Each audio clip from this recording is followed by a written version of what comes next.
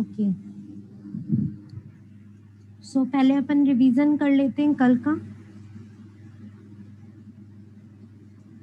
Ma'am yes, ma'am कल आपने ये पढ़ाया था process of appointment of auditor. Auditor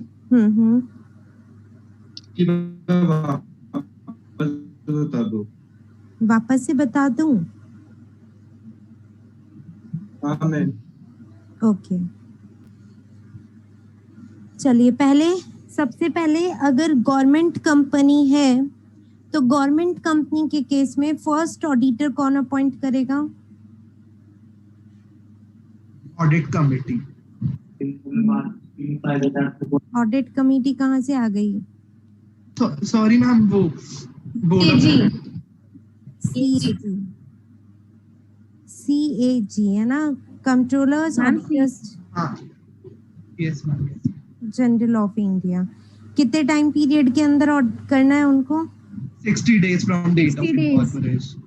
okay, अगर सीएजी फेल हो जाते then Board of directors within 30 days. Board of director कितने टाइम पीरियड में?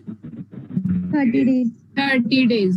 ओके, और बोर्ड ऑफ डायरेक्टर्स भी फेल हो जाते देन शेयर होल्डर Shareholder 60 दिन में। नेक्स्ट 60 डेज के अंदर। ओके, इसका टेन्योर कितना रहेगा? फर्स्ट एजीएम AGM तक। फर्स्ट एजीएम तक। ओके, देन गवर्नमेंट कंपनी के केस में सब्सीक्वेंट ऑडिटर कौन अपॉइंट करेगा? CAG CAG. कितने टाइम पीरियड के अंदर? 180 days from the start of financial year. Okay, इसका टेन्योर कब तक रहेगा सब्सीक्वेंट ऑडिटर का? हम एजीएम तक फर्स्ट एजीएम फर्स्ट एजीएम नहीं, नेक्स्ट एजीएम हम एक फाइनेंशियल नेक्स्ट एजीएम है ना। ठीक है, चलिए। जो भी नॉन गवर्नमेंट कंपनी के केस में सब्सीक्वेंट ऑडिटर कौन अपॉइंट करता है? एजीएम एजीएम में शेयर होल्डर्स। अगर इंडिविजुअल है तो कितने टाइम पीरियड के लिए? 5 years और सीए फर्म है तो 10 years अगर 10 years कंटिन्यूअसली उन्होंने 5 या 10 साल सर्विसेज प्रोवाइड कर दी, ऑडिट सर्विसेज, देन उनका कूलिंग पीरियड कितना है? 5 years ओके, कौन सा रेजोल्यूशन पास होता है ऑडिटर के अपॉइंटमेंट के लिए? Ordinary ordinary resolution. First auditor non government company के केस में कौन अपॉइंट करेगा? Board of director time period? 30 days from date of from incorporation. date of incorporation। From date of incorporation. Okay, अच्छा, अगर हम ऑडिटर अपॉइंट कर रहे हैं तो हम ऑडिटर से क्या क्या 2 चीजें लेते हैं? मैम एक तो सर्टिफिकेट और लेटर कंसेंट एक Written रिटर्न consent। कंसेंट और एक Written consent. सर्टिफिकेट ठीक है, सर्टिफिकेट में क्या क्या लिखा रहता है? First, ma'am act rules disqualified तो नहीं है ना सीए के जो है? Yes, good. सीए एक्ट के अकॉर्डिंग मैम लिमिट में तो है मैम उसकी लिमिट है ना 20, मतलब जो उसको 20 की लिमिट थी ना सामने की वो वाली। Audit. Audit is under ceiling limit, है ना। Now third point, yes, court से रिलेटेड था। थर्ड पॉइंट क्या था? डिस्क्लोज करना पड़ेगा कौन सा क्या डिस्क्लोज केस। करना पड़ेगा कि कोई केस वगैरह तो नहीं होगा। Yes, good. अगर आपके ऊपर कोई प्रोफेशनल मैटर चल रहा है कोर्ट के अंदर, पेंडिंग है प्रोफेशनल मैटर, है ना, यहाँ पे वर्ड ध्यान रखना, प्रोफेशनल मैटर्स के बारे में ही अगर कोई कोर्ट के अंदर पेंडिंग है तो हमें डिस्क्लोज करना जरूरी है। हमारे पर्सनल मैटर्स को डिस्क्लोज करना जरूरी नहीं है। Okay, just wait for 2 minutes।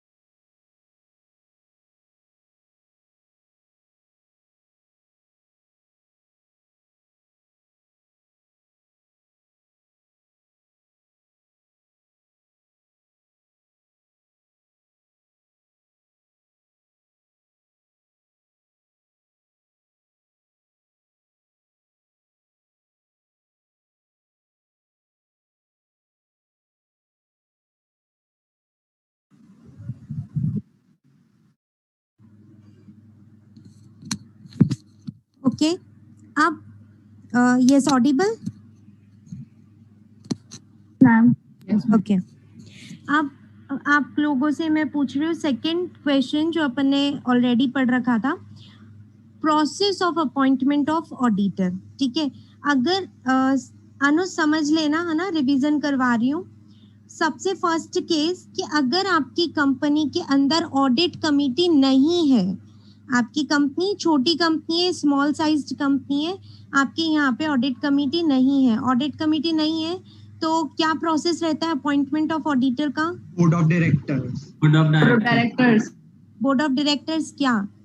Nominate करते हैं मैम, अपॉइंट करते हैं, लेकिन अपॉइंटेड तो शेयर होल्डर्स ही करते हैं। यस, नेम रिकमेंडेशन करेंगे बोर्ड ऑफ डायरेक्टर्स और अपॉइंटमेंट कौन करेंगे? Share holders. Okay, now in case of कि आपके कंपनी के अंदर ऑडिट कमेटी है, ठीक है, ऑडिट कमेटी है, तो नेम कौन रिकमेंड करता है सबसे पहले? Audit audit committee, committee audit committee. Then वो किसको रिकमेंड कर रही है ये names? Ma'am board of directors board of directors, board of directors को। ठीक है, अगर बोर्ड ऑफ डायरेक्टर्स ने ऑडिट कमेटी का रिकमेंडेशन एक्सेप्ट कर लिया तो क्या होगा? मैम वो शेयर होल्डर्स को वहां से अपॉइंटमेंट होगा। ठीक है, उन्होंने नाम शेयर होल्डर्स के सामने रख दिया, शेयर होल्डर्स एजीएम के अंदर अपॉइंट कर देंगे। देन अगर ऑर्डिनरी, हाँ, बाय ऑर्डिनरी रिजोल्यूशन, अगर बोर्ड ऑफ डायरेक्टर्स को उनके सजेशन समझ नहीं आए तो अब वो क्या करेंगे? मैम वो पहले रीजन बताएंगे उनको कि उनको क्यों नेम्स नहीं लगे सही, मतलब ऑडिटर अपॉइंट करने के लिए, एंड फिर अपना रिजेक्शन का वो बताएंगे। यस, रीजन देना पड़ेगा। रीजन दिए उन्होंने रिजेक्शन के लिए। किसको रीजन दिए? ऑडिट कमेटी को। अब ऑडिट Audit कमेटी committee क्या को। करेगी? ऑडिट मैम न्यू नॉमिनेट तो वापस कंसीडर करें, तो नया ऑडिटर दे देगी या फिर ना बोल देगी कि यही सही था।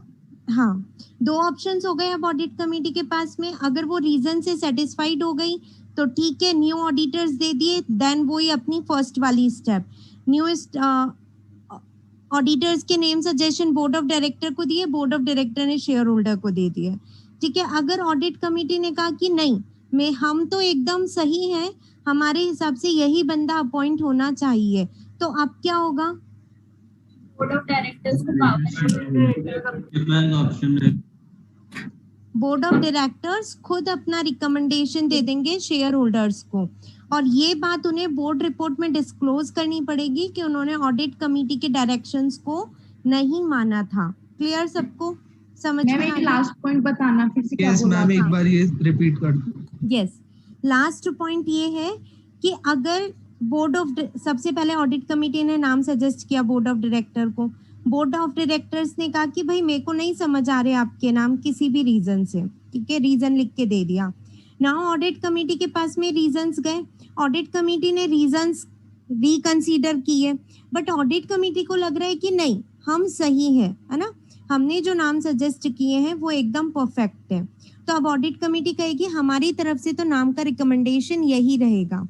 तो अब बोर्ड ऑफ डायरेक्टर्स क्या करेंगे? बोर्ड ऑफ डायरेक्टर्स के पास में कंपनीज एक्ट ने राइट दिया है कि वो क्या कर सकते हैं, न्यू नेम सजेस्ट कर सकते हैं शेयर होल्डर्स को।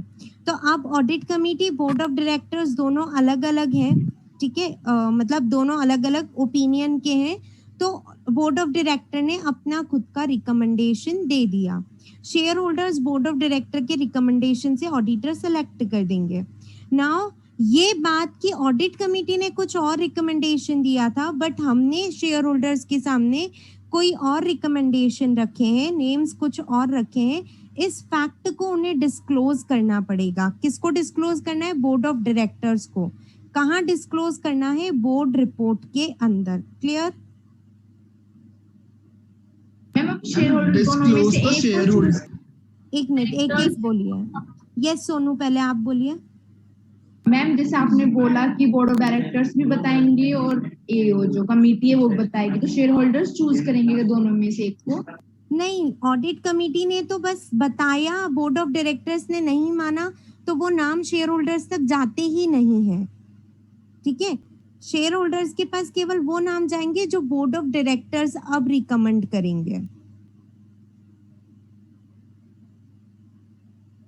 Yes clear Sonu? पर आपने बोला ना कि वो बोर्ड ऑफ डायरेक्टर्स की बात नहीं मानते कि नहीं हम तो यही नाम सजेस्ट करेंगे इस कमेटी हाँ को। तो उन्होंने नहीं माना, उन्होंने रीजन दे दिए कि भाई हम आपका नाम नहीं सेलेक्ट, हम आपके रीजन से सेटिस्फाइड नहीं है। तो अब वो उन्होंने वापस से रिकमेंड किया बोर्ड ऑफ डायरेक्टर्स को, वापस से सेम नाम रिकमेंड किए बोर्ड ऑफ डायरेक्टर्स को। नाउ बोर्ड ऑफ डायरेक्टर्स अभी भी इस ओपिनियन के हैं कि नहीं, आप जो नाम दे रहे हो वो हमारी ऑर्गेनाइजेशन के लिए सही नहीं है, तो हम आपके नाम क्या कर देंगे, कैंसिल कर देंगे। कैंसिल हो गए ऑडिट कमेटी के नाम। अब बोर्ड ऑफ डायरेक्टर्स खुद के नाम सजेस्ट करेंगे शेयर होल्डर्स को, ठीक है। अब शेयर होल्डर्स किसके नाम में से अप्रूवल देंगे, बोर्ड ऑफ डायरेक्टर्स के नाम में से अप्रूवल देंगे, ठीक है। अब ये फैक्ट तो हमको बताना पड़ेगा ना शेयर होल्डर्स को कि हमने ऑडिट कमेटी का कहना नहीं माना है, उनका रिकमेंडेशन हमने नहीं माना है, तो ये फैक्ट बोर्ड ऑफ डायरेक्टर्स को बोर्ड रिपोर्ट के अंदर लिखना पड़ेगा। Clear? Ma'am yes ma'am. Ma'am ma'am yes Devanshi. Ma'am जैसे आपने भी बताया कि वो बोर्ड ऑफ डायरेक्टर जो नेम सजेस्ट करेंगे शेयर होल्डर्स को उनमें से करना पड़ेगा। ऑडिट कमेटी के जब रिजेक्ट हो गए तो मैम अगर शेयर होल्डर्स उनमें से किसी से भी नहीं है सेटिस्फाइड तो कंपल्शन है उनके लिए कि उन्हें उसमें से करना है या फिर वो फिर नहीं, आगे बोर्ड वो लोग ऑर्डिनरी रिजोल्यूशन पास ही नहीं होगा ना। अगर मान लो मैंने आपको एक ऑप्शन दिया, आप 5 जने हैं, मैंने आपको ऑप्शन दिया कि भाई मिस्टर एक्स को अपॉइंट करना है। अब कब ये चीज फाइनल होगी, जब आपका ऑर्डिनरी रिजोल्यूशन यानी मोर देन 50% लोगों ने हाँ कहा है, तो यानी कि 3 जने हाँ कहोगे तभी वो ऑडिटर सेलेक्ट होगा।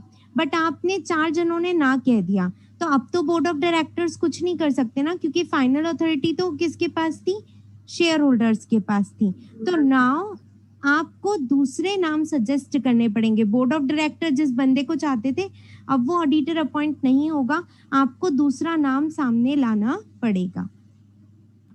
दूसरा मैम शेयर होल्डर्स लेकर आएंगे अब? नहीं, शेयर होल्डर्स कभी नहीं लाते नाम, क्योंकि नाम शेयर होल्डर्स इसलिए नहीं ला सकते क्योंकि नंबर ऑफ शेयर होल्डर्स कितने ज्यादा होते हैं। तो नाम हमेशा सजेस्ट किया जाएगा बोर्ड ऑफ डायरेक्टर्स के थ्रू या ऑडिट कमेटी के थ्रू। तो मैम यहाँ पे मना हो गई तो वो ऑडिट कमेटी के पास जाएगी वापस या फिर बोर्ड ऑफ डायरेक्टर्स ही वापस देंगे? डायरेक्टली बोर्ड ऑफ डायरेक्टर्स देंगे, क्योंकि ऑडिट कमेटी तो वही नाम सजेस्ट करेंगे कि हमें तो इन्हीं को ऑडिटर बनाना है, ठीक है। Yes ma'am. ओके मैम अगर ओवर पास नहीं हुआ तो फिर वापस जब मैम वापस बोर्ड रिकमेंड करता है तो कितने दिन में करता होगा मैम? जैसे वापस एजीएम को देखिए, वो टाइमिंग वो कम शॉर्ट टाइम लेते हैं, क्योंकि एजीएम का टाइम लिमिट होता है आपका ईयर एंडिंग से 6 मंथ्स के अंदर अंदर हो जाना चाहिए एजीएम। ध्यान है सबको? Yes ma'am.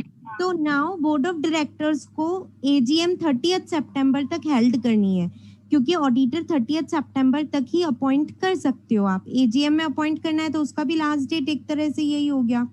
तो नाउ आपको इस टाइम पीरियड को ध्यान में रखते हुए ऑडिटर का न्यू सजेशन देना है, ठीक है। ऐसी कोई लिमिट नहीं है कि 5 दिन या 10 दिन एक्ट बोलता है, एक्ट ने ऐसा कुछ भी नहीं कहा है। आप एजीएम पोस्टपोन कर दो, देन पोस्टपोन रूल्स के अकॉर्डिंग आपको क्या करना है, नाम सजेस्ट करना है।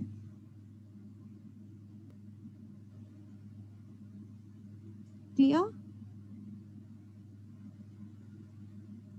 Yes ma'am. और कोई डाउट? मैम वो कौन कौन से रीजन हो सकते हैं? रीजंस तो डिपेंड करेगा ना, कुछ भी रीजन हो सकता है। उस कंपनी उस सीए फर्म का रेपुटेशन अच्छा नहीं लग रहा हो बोर्ड ऑफ डायरेक्टर्स को, बोर्ड ऑफ डायरेक्टर्स को लग रहा हो कि वो सीए फर्म में से कोई बंदा है जो हमारी कंपनी के अंदर इंटरेस्टेड है। रीजन तो कुछ भी हो सकते हैं जो बोर्ड ऑफ डायरेक्टर्स खुद देंगे।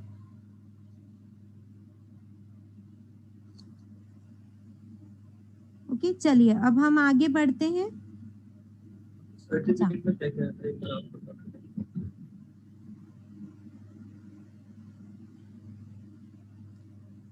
नाउ ये जो मैंने सिस्टम आपको बताया कि 5 साल काम करने के बाद में बंदे को हम कूलिंग पीरियड देते हैं, ऑडिटर को हम कूलिंग पीरियड देते हैं, और देन कूलिंग पीरियड देने के बाद में वो वापस से अपॉइंट हो सकता है।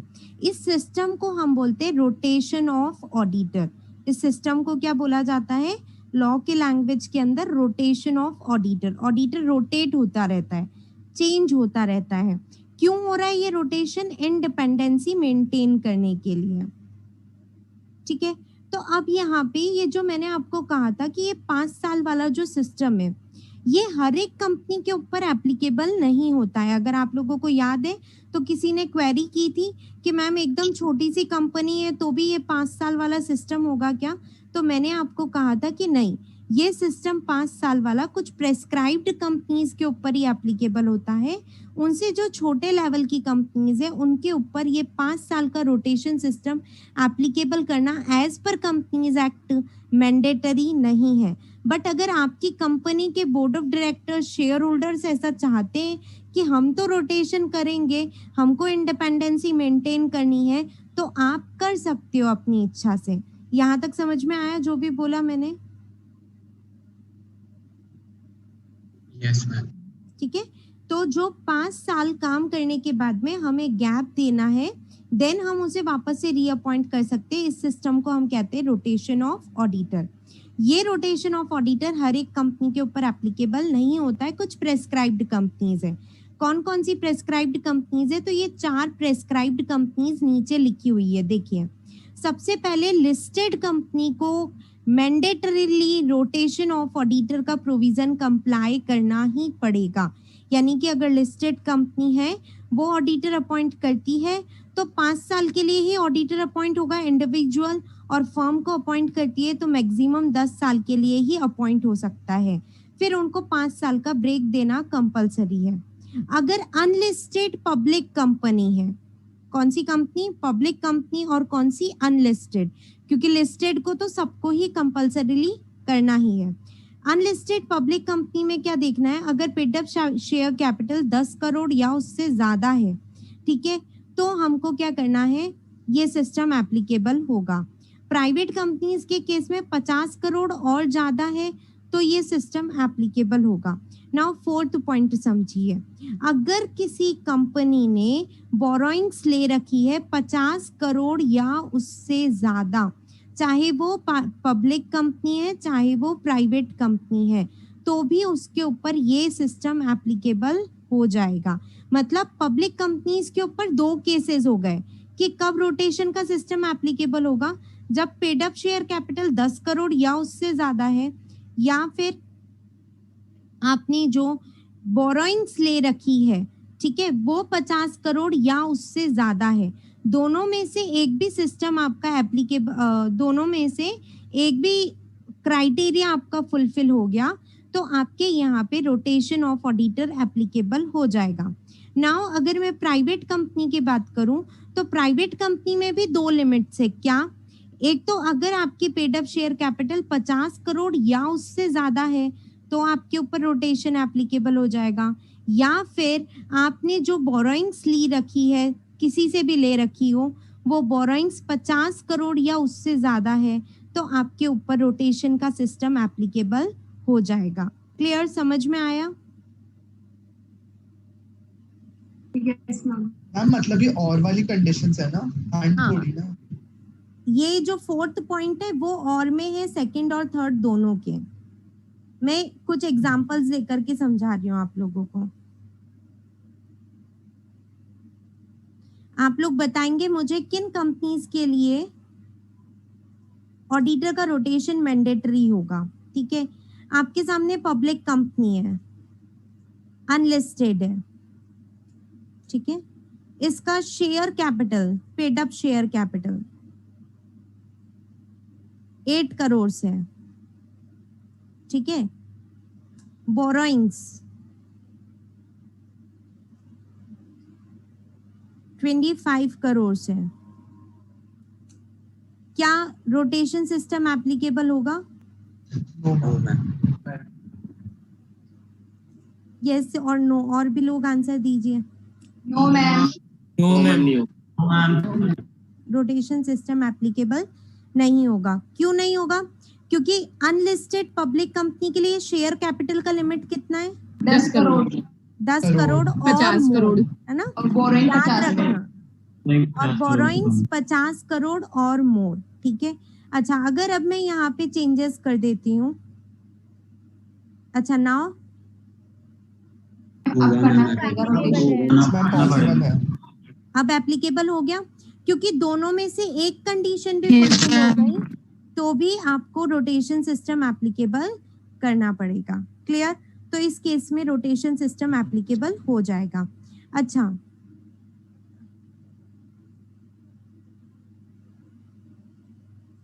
नाउ होगा मैम।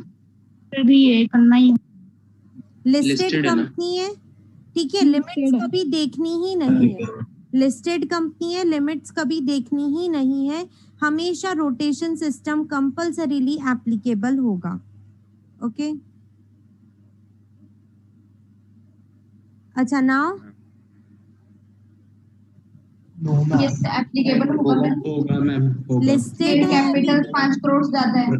प्राइवेट हो कुछ भी हो, लिस्टेड है होगा। हाँ मैम लिस्टेड कंपनी है तो होगा। लिस्टेड कंपनी है तो होगा ही होगा। ओके, देन नाउ,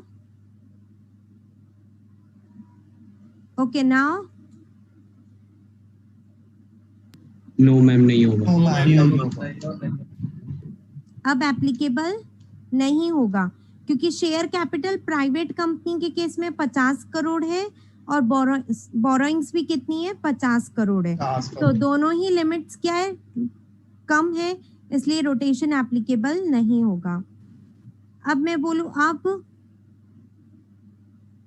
होगा मैम। अब एप्लीकेबल हो जाएगा, ठीक है। ओके, नाउ अभी भी होगा। अब Yes, ma'am. एप्लीकेबल हो जाएगा। तो क्लियर सबको? मैम यस, हाँ मैंने एग्जांपल लिया जैसे private company listed, private company list private करा सकती कंपनी लिस्टेड हो सकती है वो, बट ओनली डिबेंचर्स के लिए लिस्टेड होती है ना। वो कभी भी शेयर्स के लिए लिस्टेड नहीं हो सकती है। बट अगर उसे पब्लिक से डिबेंचर्स इशू करवाना है पब्लिक को, in that case private companies भी लिस्टेड हो सकती है। आप लोगों ने पतंजलि कौन सी कंपनी है, प्राइवेट है या पब्लिक कंपनी है? प्राइवेट। प्राइवेट है, बट पतंजलि लिस्टेड है, ठीक है। पतंजलि जो अभी रिसेंटली शायद लास्ट ईयर ही लिस्टेड हुई है, उसने डिबेंचर्स इशू किए थे और उसके लिए वो लिस्टेड हुई है। तो जो प्राइवेट कंपनीज डिबेंचर्स इशू करना चाहती है पब्लिक को, वहां पे वो क्या कर सकती है, लिस्टेड हो सकती है। क्योंकि अगर आप प्राइवेट कंपनी का डेफिनेशन पढ़ो तो वहां पे शेयर्स इशू, पब्लिक को शेयर्स इशू करने पे रेस्ट्रिक्शन है। क्लियरली वर्ड्स दिए हुए, शेयर्स इशू करने पे वहां पे क्या है, रेस्ट्रिक्शन है। हम बाहर से शेयर्स के लिए मनी नहीं मंगवा सकते हैं, तो शेयर्स कभी भी इशू नहीं कर सकती, बट प्राइवेट कंपनी डिबेंचर्स के लिए लिस्टेड हो सकती है। ओके,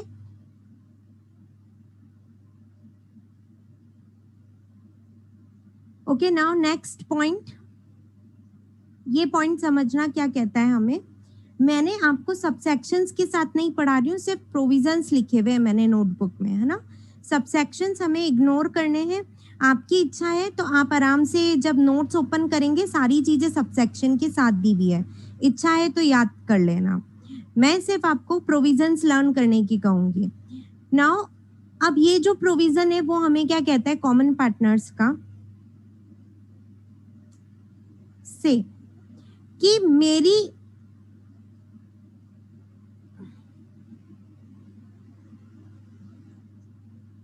पहले लैंग्वेज पढ़िए। जैसे समझ लो मेरी कंपनी है x limited. Okay, now x limited ने एक सीए फर्म अपॉइंट किया जिसके अंदर ए बी सी 3 पार्टनर्स थे। ध्यान से सुनना एग्जाम्पल। एक्स लिमिटेड एक कंपनी है, एक्स लिमिटेड ने एक सीए फर्म को अपॉइंट किया है जिसके अंदर ए बी सी और A B C 3 CA partners थे। ओके, नाउ हमने उनको 10 साल के लिए अपॉइंट कर लिया, वो बंदे 10 साल के लिए अपॉइंट हो गए। अब टाइम आ गया कि आपका हमें क्या करना है, रोटेशन करना है, क्योंकि वो प्रेस्क्राइब्ड कंपनीज में आ रही हैं और हमें आपका रोटेशन करना है। अब क्या है कि इन्होंने क्या कहा कि भाई हम एबीसी लिमिटेड को क्या कर लेते हैं, जो दूसरी सीए फर्म है एबीसी एंड कंपनी, उसको हायर कर लेते हैं। इस दूसरी एबीसी एंड कंपनी के अंदर मिस्टर ए, जो सीए फर्म पहले वाली थी उसका मिस्टर ए इस वाली न्यू फर्म के अंदर भी क्या है, पार्टनर है। वेट, हमने कहा हमारी कंपनी का नाम है एक्स, चलो एक्स की जगह दूसरे नाम लेते हैं, रिया लिमिटेड, ठीक है।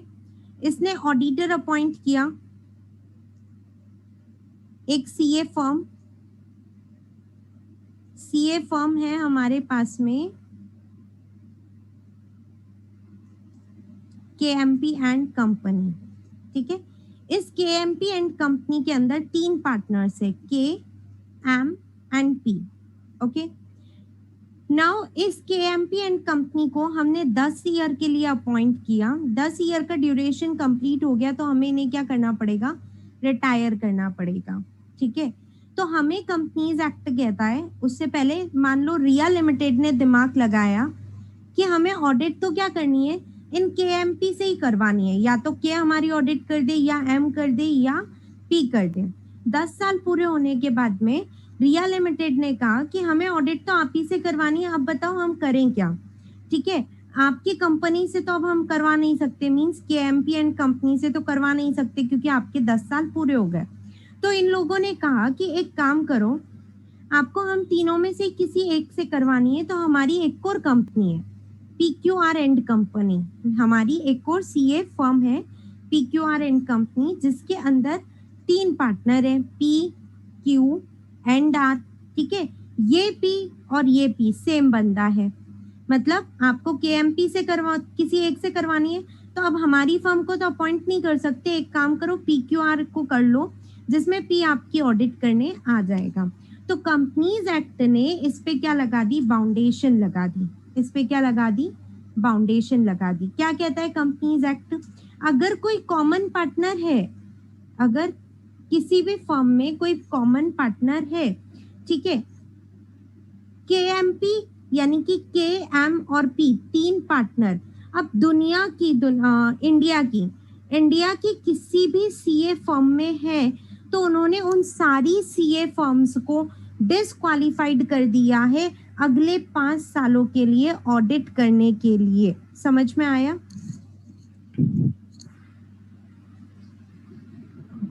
Yes ma'am.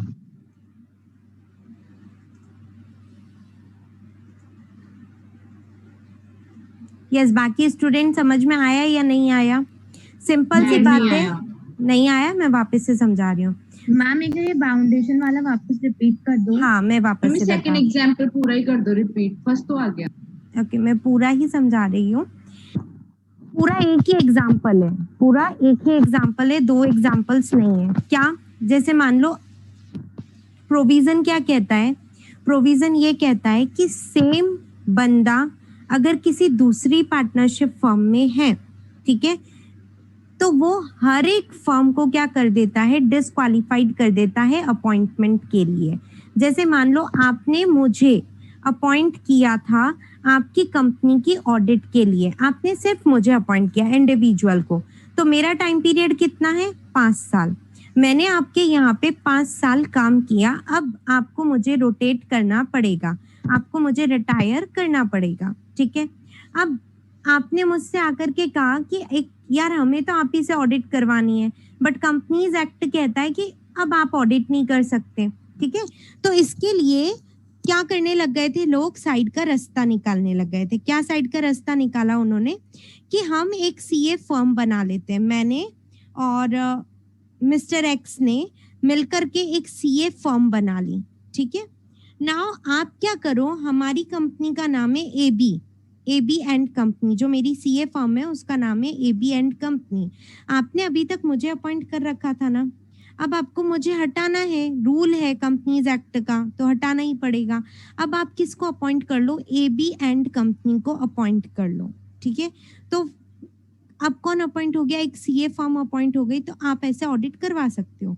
तो ऐसे दिमाग चलाने ना लगे सीए, इसके लिए कंपनीज एक्ट ने पहले ही एक प्रोविजन बना रखा है। क्या कि अगर कोई एक बंदा, मतलब कोई भी बंदा जिसने ऑडिट कर लिया है 5 या 10 सालों के लिए, अगर इंडिविजुअल था तो 5 सालों के लिए, और एक कोई फर्म ने काम किया है तो 10 सालों के लिए, ओके, उसमें जितने भी पार्टनर्स थे। अब आप इंडिया की दूसरी किसी भी फर्म में हो तो क्योंकि आपने ऑलरेडी काम कर रखा है तो अब आपकी फर्म्स भी, आपकी दूसरी सीए फर्म्स भी हमारे यहाँ पे ऑडिटर नहीं बन सकती है। तो मतलब अगर मैंने आपको ऐसा आइडिया दिया कि XP&T कंपनी को अपॉइंट कर लो, हमारी दोनों की फर्म है उसको अपॉइंट कर लो, तो आप हम वैसे भी अपॉइंट नहीं कर सकते हो क्योंकि मैं उस फर्म के अंदर हूँ। तो मैं उस फर्म के अंदर हूँ तो एक तरह से ऑडिट करने तो अब भी मैं ही आऊंगी। आपके 5 साल खत्म हो गए फिर भी उस फर्म से ऑडिट करने मैं ही आऊंगी, ऑडिट रिपोर्ट मैं ही बनाऊंगी। तो क्या इंडिपेंडेंसी मेंटेन रही? क्या रोटेशन ऑफ सिस्टम जो हमने एप्लीकेबल किया था कंपनीज एक्ट ने, क्या ऐसी बाउंडेशन नहीं लगाएंगे तो क्या वो रोटेशन इंडिपेंडेंसी भी मेंटेन नहीं रहेगी और ना ही रोटेशन का सिस्टम एप्लीकेबल हो पाएगा। तो प्रोविजन क्या डाला कि अगर कॉमन पार्टनर्स हैं तो वो कॉमन पार्टनर हर एक फर्म को क्या कर देता है, डिसअलाउड कर देता है एज एन ऑडिटर अपॉइंट होने के लिए। क्लियर, समझ में आया? मैम PQR नहीं कर पाएगी इसकी ऑडिट क्योंकि कॉमन पार्टनर है। हाँ, PQR अब इसकी ऑडिट नहीं कर सकता क्योंकि P यहाँ पे कॉमन पार्टनर है। अब आ गया समझ। क्लियर सबको? यस। मैम अगर है ना ऐसा हो कि 2 फॉर्म ऑफ ऑडिटर्स में एक जना अपॉइंट है बट दोनों अलग अलग है, बट ऐसा हो सकता है क्या कि एक ही जना अपॉइंटेड हो 2 फॉर्म ऑफ ऑडिटर्स में, फर्म में, या फिर मैं समझी नहीं आप क्या पूछना चाहते हैं। ये तो इसकी ही कोई थी ना PQR की जिसमें P कॉमन पार्टनर था। तो मैम वैसे ही सेम एग्जांपल लेके कि मतलब एक तो वो कंपनी में अपॉइंटेड है, मतलब ऑडिटर की कंपनी है एक, और एक ऑडिटर की कंपनीज होती ही नहीं है। अच्छा, आप ऐसे बोल रहे हो कि उनका लीगल फॉर्म मैं चेंज कर दूं, तो मैं यहाँ पे कर देती हूँ कि मैंने सीए इंडिविजुअल को अपॉइंट किया था। कंपनी होती ही नहीं है सीए की फर्स्ट चीज, है ना, या तो फर्म होगी या इंडिविजुअल होगा या LLP होगा। सीए इंडिविजुअल P को मैंने अपॉइंट किया था या फिर मान लो Q को अपॉइंट किया था, ठीक है। तो अब इंडिविजुअल को अपॉइंट किया तो रिया लिमिटेड में वो कितने साल काम कर पाएगा? 5 साल। अब रिया लिमिटेड अगर PQR&T कंपनी को अपॉइंट करना चाहे जहां पे Q कॉमन पार्टनर है तो क्या वो अपॉइंट कर सकती है क्या? नहीं अपॉइंट कर सकती। T और R को भी अपॉइंट नहीं कर सकती ना। फर्म अपॉइंट होती है हमेशा। फर्म में से आप किसी एक बंदे को अपॉइंट नहीं कर सकते। आप किस नाम से बाहर जाने जाते हो? फर्म के नाम से जाने जाते हो ना। पार्टनरशिप एक्ट पढ़ा होगा ना अपन ने। Yes ma'am. ठीक है, तो कभी भी हम फर्म में से किसी इंडिविजुअल बंदे को नहीं कर सकते। क्लियर? चलिए रिजॉइन कर लीजिए। Ma'am ma'am same with LLP। क्या बोल रहे हो? Same with LLP। Yes, same with LLP। अगर यहाँ पे ये LLP होती तो भी हम इसको अपॉइंट नहीं कर सकते। फॉर्म आपका कोई भी हो। अगर मैम अगर देखा जाए, आपने ना कल एक लूपहोल बताया था, अगर जैसे ना 3 इयर्स ही काम किया तो फिर इसको कूलिंग पीरियड जो था आपने बोला फिर ये वापस अपॉइंट हो सकता है। हाँ बिल्कुल, फिर ये अपॉइंट हो सकता है क्योंकि वो लूपहोल है। ये चीज भी हमारी तब होगी जब रोटेशन की बात आ रही है, जब 5 साल पूरे हो चुके हों। ठीक है? Yes ma'am. चलिए रिजॉइन कर लीजिए सब लोग।